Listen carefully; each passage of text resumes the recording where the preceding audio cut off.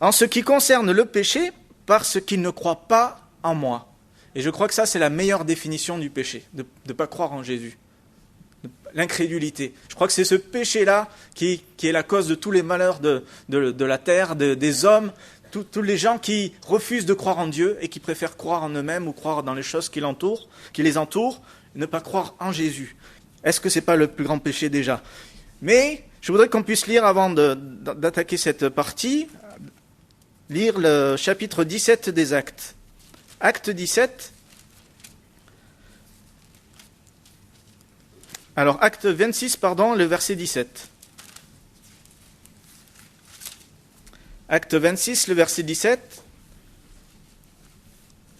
Il est question de l'appel de l'apôtre Paul par le Seigneur. Et la façon dont l'apôtre Paul a compris cet appel dans son cœur est quand même quelque chose qui est important à connaître et qui est remarquable dans ce moment-là. Au verset 17 du chapitre 26, « Je t'ai choisi du milieu de ce peuple et du milieu des païens, vers qui je t'envoie, afin que tu leur ouvres les yeux, pour qu'ils passent des ténèbres à la lumière et de la puissance de Satan à Dieu, pour qu'ils reçoivent par la foi en moi le pardon des péchés et l'héritage avec les sanctifiés. Amen. » Je ne sais pas si vous remarquez que ce à quoi l'apôtre Paul a été appelé, ça coïncide parfaitement avec ce que l'Esprit de Dieu fait dans le cœur de tous les hommes qui sont pécheurs. Ils sont convaincus de péché, de justice et de jugement. Et il est question d'abord d'avoir les yeux ouverts. Et il est question ensuite de passer des ténèbres à la lumière. Et il est question ensuite de passer du royaume de Satan à Dieu. Et nous voyons que quant à la conviction de péché, c'est exactement ça. Le Saint-Esprit nous ouvre les yeux, et il a utilisé l'apôtre Paul à cette époque, mais il utilise de nombreuses personnes. Il utilise bien sûr les pasteurs, mais pas que les pasteurs. Il utilise les frères et les sœurs, chacun de toutes ces personnes qui se mettent au service du Seigneur.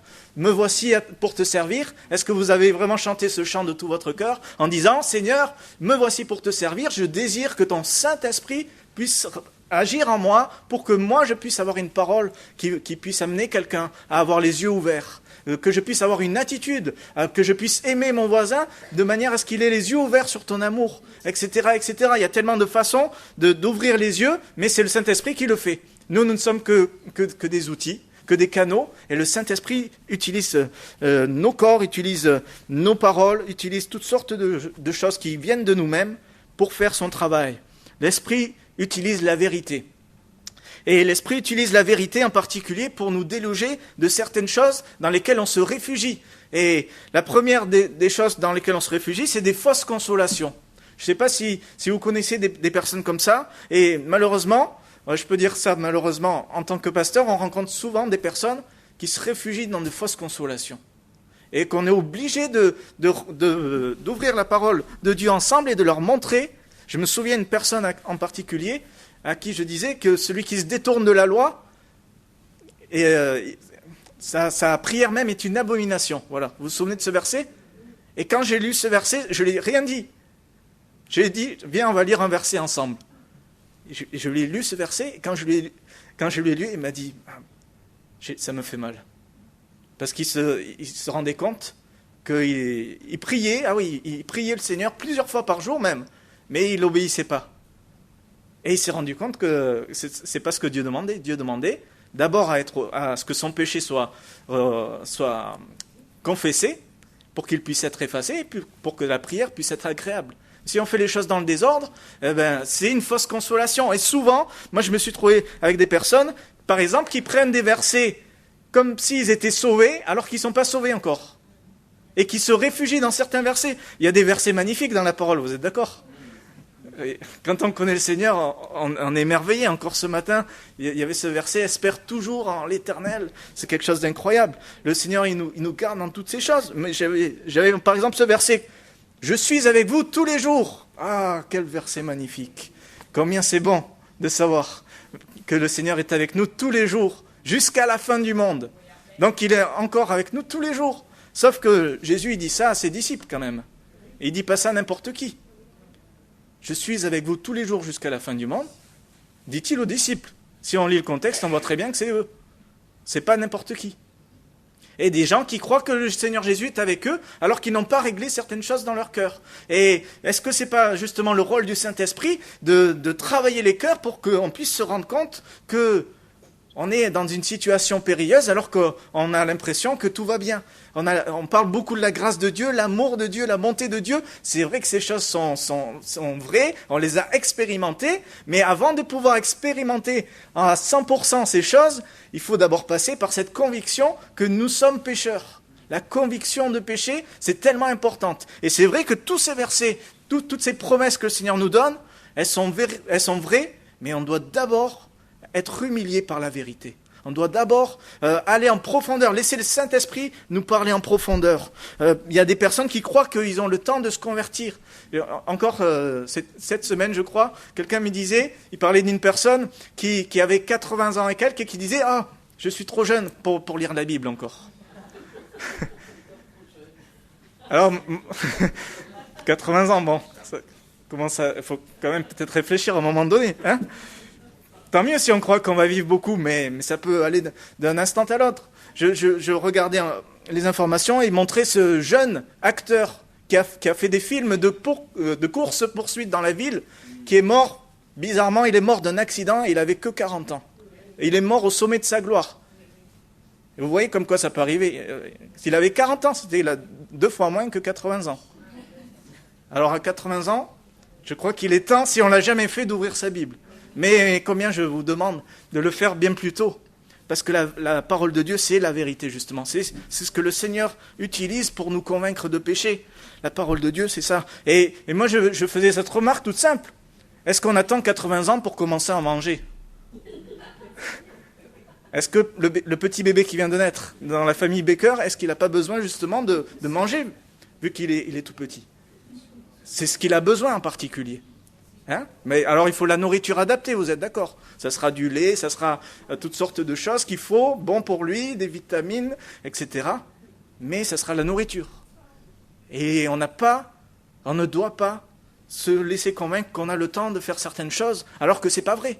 La vérité, c'est que nous n'avons pas le temps. Nous devons régler ces choses dès à présent, parce que le Seigneur Jésus, à tout moment, peut nous rappeler à lui. Et si nous sommes en paix avec lui, nous irons le rejoindre, mais si nous ne sommes pas en paix avec lui, nous irons en enfer, tout simplement. C'est ça la vérité. La vérité, vous êtes d'accord avec moi, c'est pas quelque chose qui fait forcément plaisir. La vérité, certaines fois, ça fait mal, comme ça a fait mal à ce jeune homme. Par contre, il a très bien réagi, parce qu'une semaine après, il a dit, j'ai demandé pardon au Seigneur pour ce que je faisais. Est-ce que c'est pas la bonne réaction à avoir ? Et je ne parle pas de n'importe quelle vérité.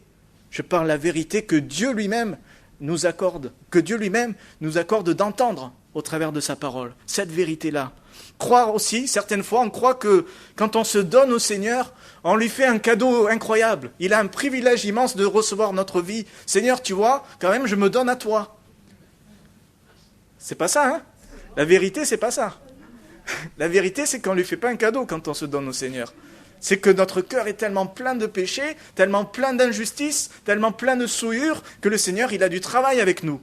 Mais par contre, maintenant qu'on lui donne notre cœur, il peut commencer à travailler vraiment. Maintenant qu'on fait ces choses avec sérieux, le Seigneur, il peut se mettre à l'œuvre en nous par son Saint-Esprit. D'ailleurs, il disait au temps de Noé, « Mon esprit ne contestera pas à toujours ». Je ne dirais pas que c'est une menace, mais c'est quand même une vérité qui nous dit que, à un moment donné, ça s'arrête. Le Saint-Esprit, il conteste dans le cœur de l'homme. Le Saint-Esprit, il est là, et certaines fois, vous dites, et c'est encore arrivé là, il y a quelques semaines en arrière, quelqu'un qui est venu à la réunion, et la prédication a été exactement les choses qu'il avait entendues pendant la semaine, au cours d'une visite. Les textes étaient les mêmes, les versets c'était les mêmes, c'était quelque chose d'incroyable, mais c'est comme ça que le Saint-Esprit agit. Quand le Saint-Esprit il insiste sur certaines choses, c'est pour nous convaincre de quelque chose. Et dans ces moments-là, quand il conteste avec nous, parce qu'il y a comme un combat intérieur qui se passe dans notre cœur, il faut qu'on se soumette tout simplement. Et c'est ça le but de la conviction de péché, c'est que nous nous soumettions au Seigneur Jésus. Il y a encore d'autres personnes que j'ai vues il y a quelque temps encore en arrière qui me disaient ça. Moi, je me suis fait baptiser pour remercier le Seigneur Jésus. Et elle s'est faite baptiser, cette personne, et puis au bout de 2 fois venue à l'église, elle n'a plus jamais remis les pieds. Vous imaginez? Et quand on écoute son histoire, elle est obligée même, cette personne, de reconnaître qu'il y a eu un miracle de Dieu. Parce qu'elle me disait que les docteurs avaient dit à son mari de préparer les affaires, de faire en sorte de remplir les papiers de décès, etc. Tout ça, parce qu'elle était dans le coma, mais il y avait, c'était une question de quelques jours, quoi. Et elle avait fini. Sa vie était finie. Et puis les docteurs arrivent et justement ils présentent ce cas à tous ces étudiants qui le suivaient derrière. Alors vous voyez ici, nous avons un cas de coma. Alors je ne sais pas les termes qu'il a employés, hein, termes bien compliqués de docteur. Et puis alors qu'il est en train de parler de ce cas, hop, elle se met sur son lit. Et il lui dit, mais vous avez failli nous faire avoir une crise cardiaque. Parce qu'elle s'est mise sur son lit, et alors qu'elle était en train de dépérir totalement dans son corps, eh bien là elle était fraîche comme un bébé qui venait de naître. Elle avait le teint tout rose, quelque chose d'incroyable. Et pourtant, elle a, pour sa reconnaissance au Seigneur, elle s'est faite baptiser simplement. Elle a dit, Seigneur, tu vois, je te fais un cadeau, je me fais baptiser. Et puis c'est tout. Quand on veut dire merci au Seigneur, il faut dire merci au Seigneur. C'est tout. Et quand on veut se faire baptiser, c'est parce qu'on veut s'engager. Seigneur, je veux te suivre. Je veux placer toute ma vie devant toi. Je veux me mettre à ton service éternel. Ça, c'est le baptême. Quand on veut remercier le Seigneur, il suffit de dire merci Seigneur. C'est tout. Et combien ces choses-là, et cette personne, elle raconte quand elle était dans ce moment où elle était allongée et à la limite de la mort. Je crois même qu'elle a eu un moment donné où elle a arrêté de respirer. Elle a dit, j'ai commencé à voir une lumière, j'ai commencé même à voir le Seigneur Jésus, etc. Et quand elle s'est réveillée, elle a dit, mais je suis sûr que c'est Dieu qui est venu, qui a agi, qui a fait un miracle dans ma vie. Pourtant, elle n'a pas été plus loin. Voilà pourquoi nous avons besoin de conviction de péché. Quelque chose qui n'est pas seulement apparent, mais quelque chose qui est en profondeur. Et justement, le Saint-Esprit, il utilise la vérité pour aussi nous sortir de nos fausses consolations, mais aussi de nos fausses compréhensions. Il y a des choses qu'on comprend mal. Et c'est un peu ce que je disais par rapport aux versets qu'on applique, alors qu'ils ne sont pas pour nous. Mais des fois, il y a des gens qui connaissent justement l'épée de l'Esprit et qui disent, je sais que le Seigneur Jésus me défend face au diable, parce qu'il y a l'épée de l'Esprit qui est là. Et vous savez que l'épée de l'Esprit, la première chose qu'elle fait, c'est justement d'aller mettre à mort ce qui est pécheur en nous. C'est ça l'épée de l'Esprit. Le feu de Dieu, c'est rassurant, c'est chaleureux, c'est merveilleux, c'est incroyable. Non, le feu de Dieu, quand on est pécheur, c'est quelque chose qui dévore, quelque chose qui consume ce qui est souillé, quelque chose qui sanctifie, mais ça fait mal, ça veut dire que ça brûle tout ce qui est impur. C'est ça le feu, et ça fait mal. Et quand on vit ces choses, on est dans un moment particulier, ce qui est bien décrit dans le chapitre 32 des psaumes qu'on a lu ce matin, que je voudrais relire avec vous, juste une petite partie, qui nous parle de quelqu'un qui est convaincu qui est convaincu de péché par le Saint-Esprit, mais qui se tait, qui ne fait pas ce qu'il faut. Et tant que ça se passe comme ça, regardez comment c'est décrit. Et quand je lis ce passage, je me souviens quand ça m'est arrivé ces choses. Au verset 3 du chapitre 32 des psaumes. « Tant que je me suis tu, mes os se consumaient, je gémissais toute la journée. Car nuit et jour, ta main s'apesantissait sur moi. Ma vigueur n'était plus que sécheresse comme celle de l'été. » Mais regardez la suite. « Je t'ai fait connaître mon péché. Je n'ai pas caché mon iniquité. J'ai dit, j'avouerai mes transgressions à l'Éternel. » Et qu'est-ce qui se passe ? Tu as effacé la peine de mon péché.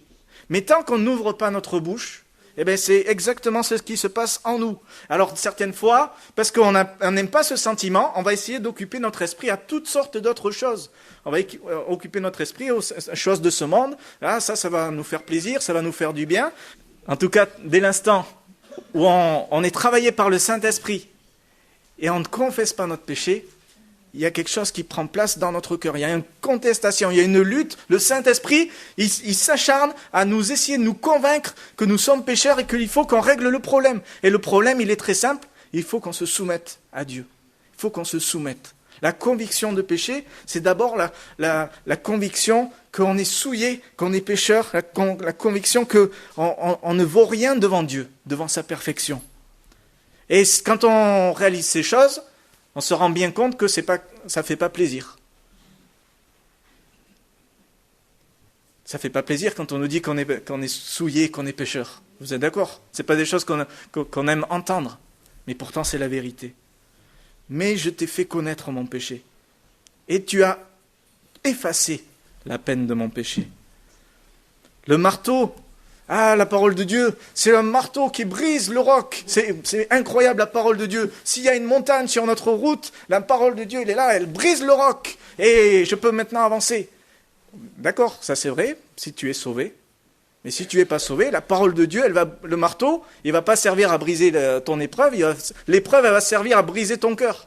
La parole de Dieu, la vérité, va être là, et ça va venir comme quelque chose qui tape ton cœur, et qui va te commencer à briser ce cœur qui est comme un cœur de pierre.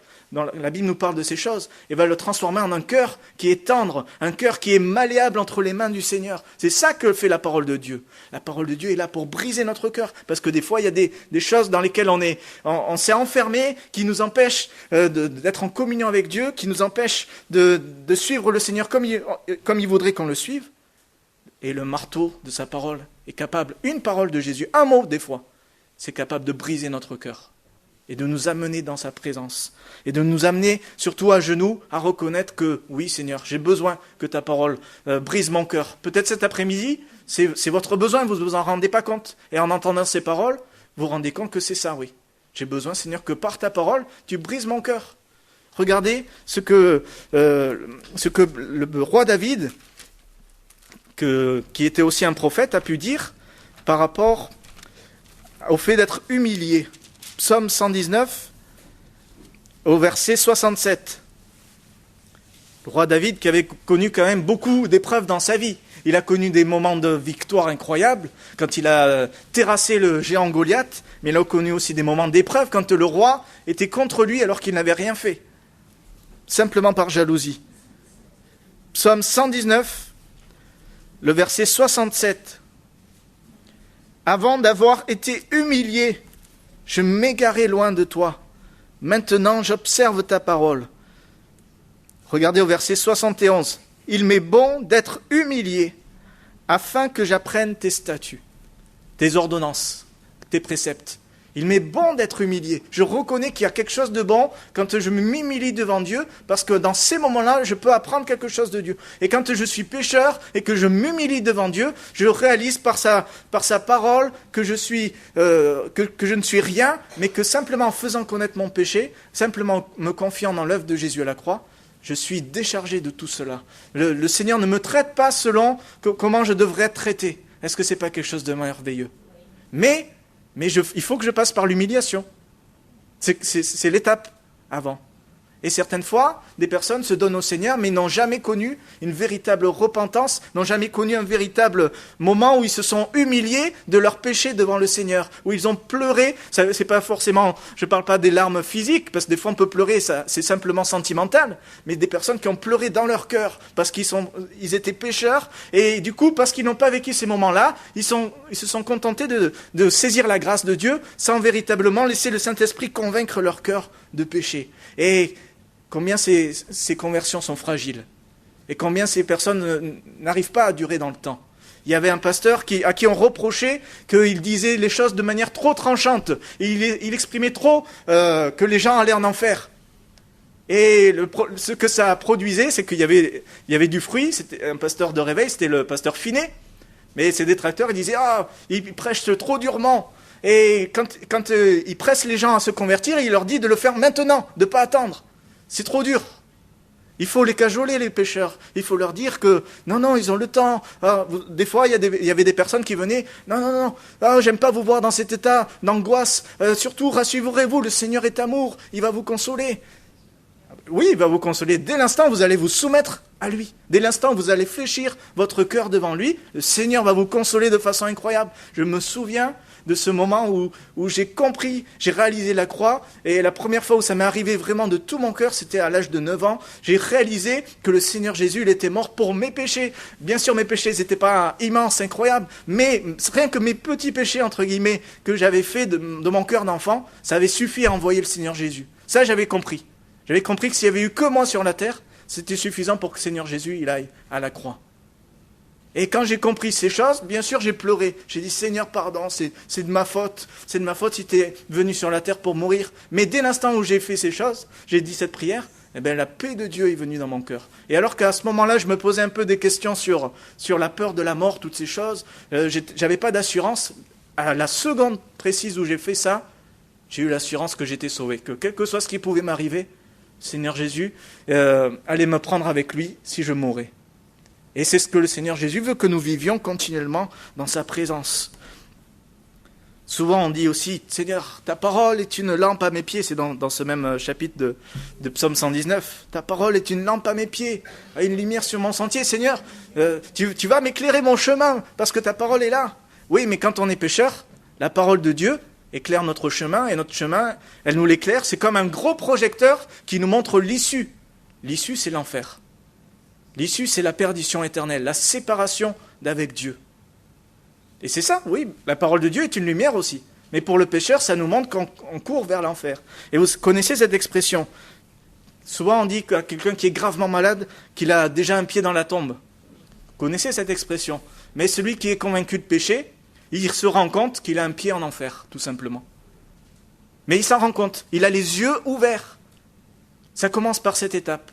Est-ce que nous avons déjà les yeux ouverts sur le fait qu'à un moment donné, nous avons eu un pied en enfer? Pour nous qui avons fait la paix avec le Seigneur, on sait que maintenant c'est fini cette chose. Mais pour peut-être quelqu'un cet après-midi qui n'a pas cette assurance, même un enfant de 9 ans, je peux vous le dire parce que je l'ai expérimenté, même un enfant de 9 ans peut expérimenter cette assurance qui vient dans notre cœur, la paix de Dieu dans un cœur. Après, bien sûr, il faut veiller, après il faut continuer à marcher avec le Seigneur, etc.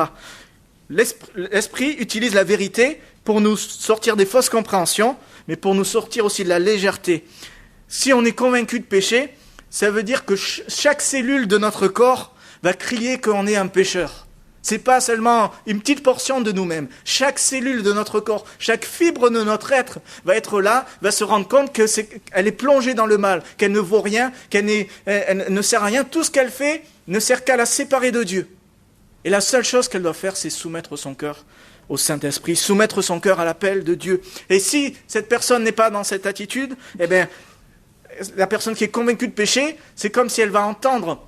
Je ne sais pas si ça vous avez déjà fait ça, mais c'est comme si vous entendez les grincements de dents de ceux qui sont en enfer. Quand vous êtes convaincu de péché, et que vous n'avez pas encore cette assurance, c'est comme si vous imaginez ceux qui sont en enfer, ce qu'ils vivent, et ce qui risque de vous arriver. Mais par la grâce de Dieu, il ne nous a pas laissés seulement sous la conviction de péché.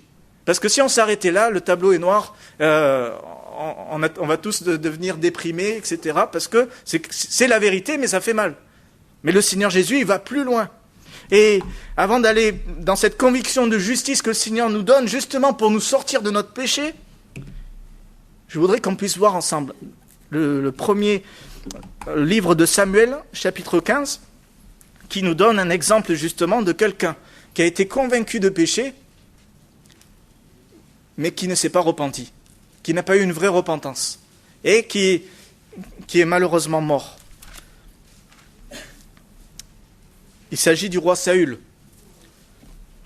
1 Samuel chapitre 15, verset 30, il dit quelque chose de particulier. Vous savez, c'est au moment où il a désobéi, il n'a pas attendu Samuel, et du coup, il a lui-même offert le sacrifice. Et le prophète Samuel arrive à ce moment-là, et il se rend compte qu'il a désobéi à l'ordre que Dieu avait annoncé au travers du prophète Samuel. Et au chapitre 15 et au verset 30,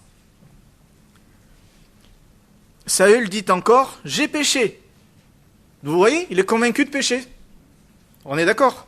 Maintenant, je te prie, honore-moi en présence des anciens de mon peuple et en présence d'Israël. Reviens avec moi et je me prosternerai devant l'Éternel, ton Dieu. Et c'est important, les adjectifs là, certaines fois. Hein. Je me prosternerai devant l'Éternel, ton Dieu. Mais viens, maintenant je te prie, viens, honore-moi.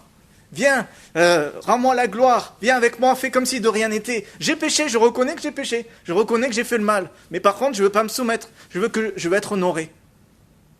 Je me prosternerai, mais ce sera devant ton Dieu, l'Éternel, ton Dieu. Ce ne sera pas mon Dieu à moi. Ça nous parle de l'apparence. Et combien c'est dangereux de rester dans la conviction de péché et de ne pas soumettre notre cœur. Si vous êtes dans la conviction de péché cet après-midi, demandez, ne demandez rien d'ailleurs, c'est à vous de vous soumettre. C'est à vous de faire ce qu'il faut. Le Seigneur Jésus vous demande de vous repentir, de confesser votre péché, et il va vous envoyer sa grâce et sa paix, son amour, pour vous sortir de ces choses. Mais la conviction de péché, ça ne suffit pas, il faut aller plus loin. Conviction de justice, après avoir été convaincu de péché, le Saint-Esprit, cet esprit d'amour, cet esprit de paix, cet esprit de bonté, il est obligé de nous présenter quelque chose qui nous délivre. Et c'est justement cette conviction de justice. Au verset 10 de Jean chapitre 16, je reviens à notre passage, il nous convaincra donc de justice parce que je vais au Père et que vous ne me verrez plus.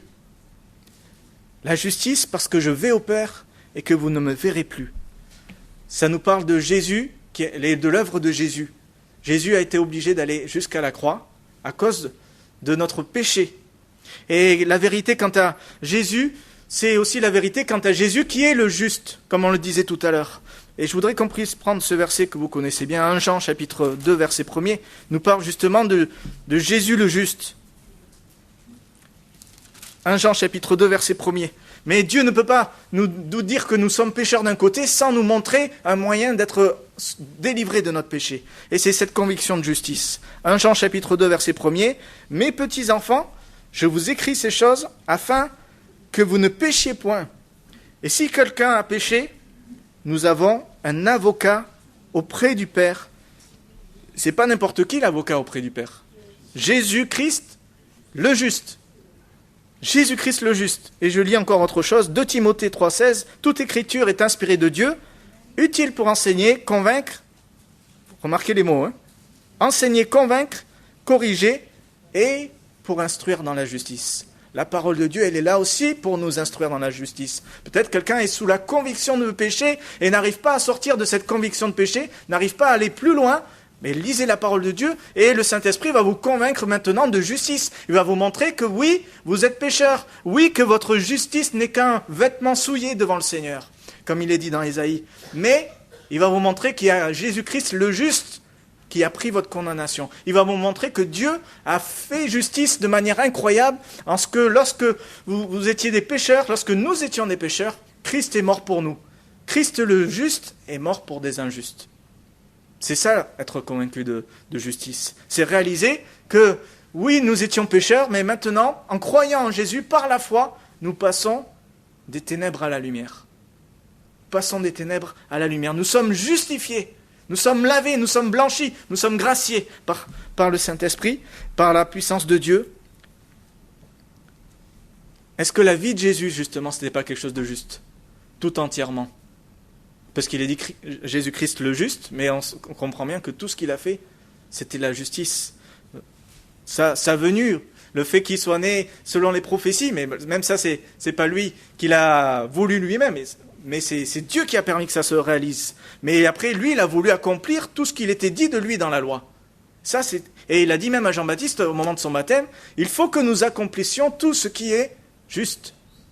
Jésus-Christ avait constamment ce désir d'être juste, ses attitudes, ses paroles, ses pensées, ses miracles, sa mort, sa résurrection, son retour prochain, tout cela nous montre sa justice. Et nous savons que quand il va venir, c'est pour faire justice aussi à ses enfants. Vous êtes d'accord ? Est-ce que vous avez hâte de ces moments ? Quand le Seigneur Jésus va faire la justice. Parce que on voit autour de nous qu'on n'est pas dans un monde juste. Qu'on est loin d'être dans un monde juste. Mais on sait qu'un jour, par contre, et on a cette espérance que le Seigneur Jésus va nous faire connaître un moment de justice et un règne de justice et de paix quand il sera présent avec nous. Et regardez cet exemple de conviction de justice. Qu'un homme il était cet homme en face de la croix quand ça s'est passé. Luc chapitre 23, verset 47. Un homme qui était bien placé. Et je crois vraiment que c'est une image pour nous cet après-midi. Peut-être qu'il faut que, pour plusieurs, on se mette à nouveau devant la croix et qu'on recontemple le Seigneur Jésus en train de mourir pour nous, et qu'on le contemple non seulement sur la croix, mais qu'on le contemple maintenant dans son ciel. Mais cet homme qui était là, qui n'était pas du peuple juif, il a commencé à voir le Seigneur, à voir toutes les choses qui se passaient autour, et il a dit une parole particulière. On peut même lire le verset 46. Jésus-Christ s'écria d'une voix forte, « Père, je remets mon esprit entre tes mains. » Et en disant ces paroles, il expira. Le centenier, voyant ce qui était arrivé, glorifia Dieu et dit, « Certainement, cet homme est juste. » Certainement, cet homme est juste. Est-ce que cet après-midi, vous pouvez dire dans votre cœur, « Oui, Jésus-Christ est juste. Moi, je ne suis pas juste. Moi-même, ma justice, mes qualités, les choses que j'essaie de faire le mieux possible, ça ne compense pas du tout tout le reste, tout le mal que j'ai pu faire, tous les péchés que j'ai pu commettre.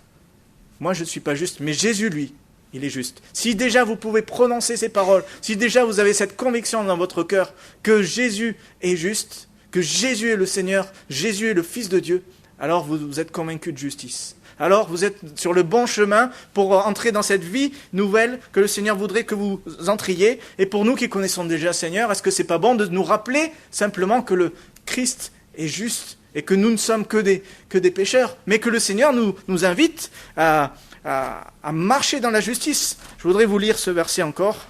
Excusez-moi, je lis beaucoup dans la parole, mais c'est tellement des bonnes promesses. Michée, chapitre 6, verset 8. Alors que je méditais ces choses, il y a ce verset qui est revenu sur mon cœur. Et je pense que c'est bien qu'on puisse le lire. Parce que quand on est convaincu de justice, il ne suffit pas d'être convaincu que Jésus est juste, mais maintenant nous devons être convaincus que sa justice devient notre justice. Nous sommes appelés à démontrer sa justice dans notre vie. Michée chapitre 6, verset 8, on a un cantique qui rappelle ces choses. « On t'a fait connaître, ô homme, ce qui est bien. Et ce que l'Éternel demande de toi, c'est que quoi ?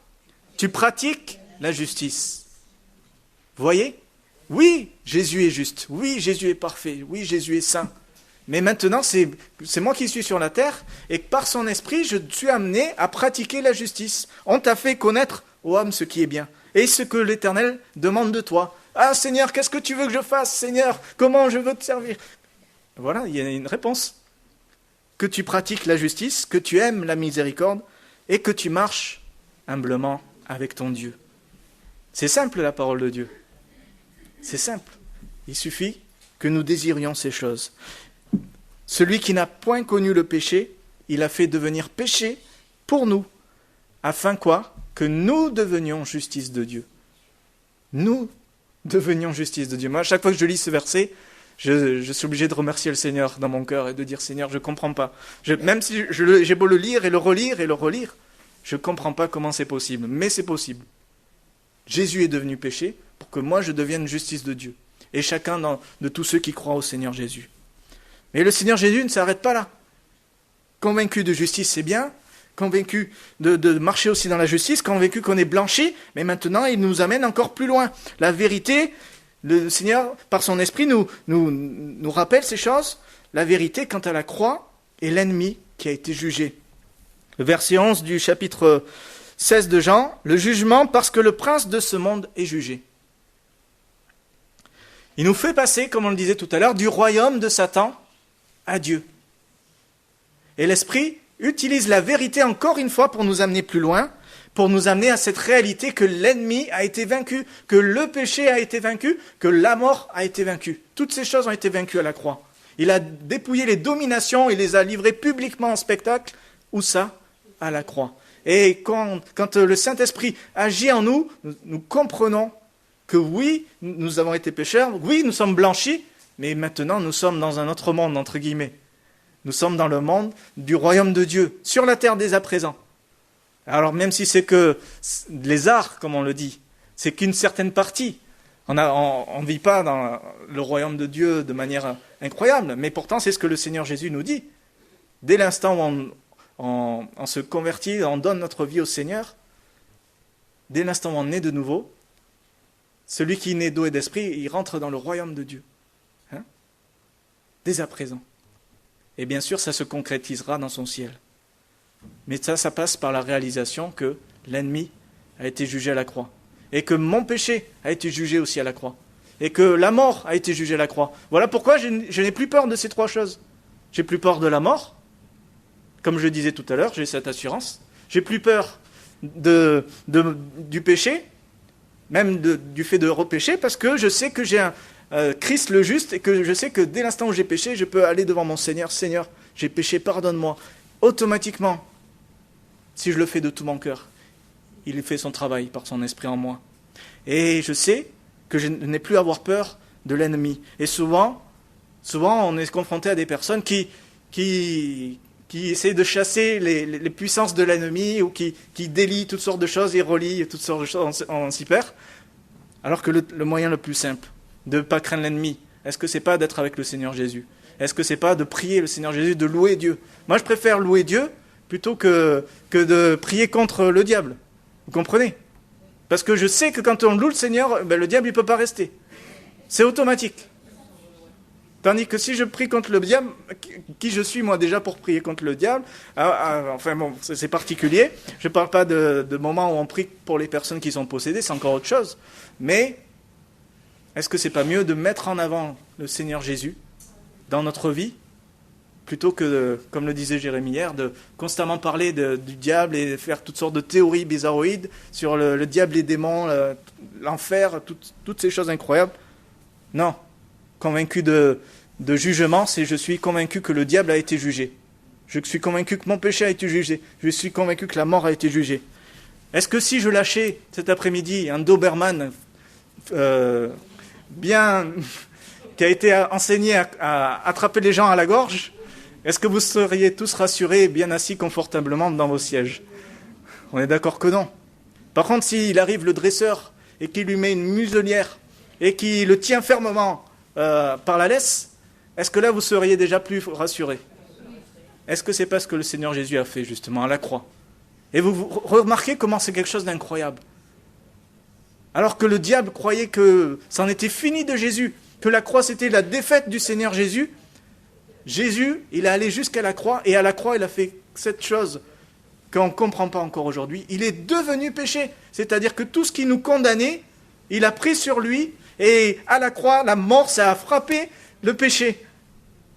Le péché a été détruit à la croix. Et le diable a été jugé de manière magnifique.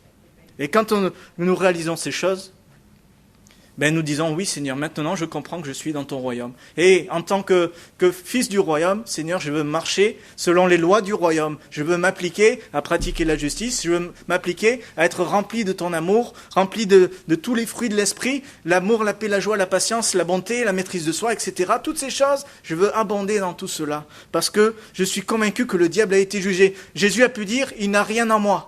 Et nous pouvons dire maintenant que nous croyons en Dieu, qu'il n'y a plus aucune condamnation pour nous tous qui sommes en Jésus.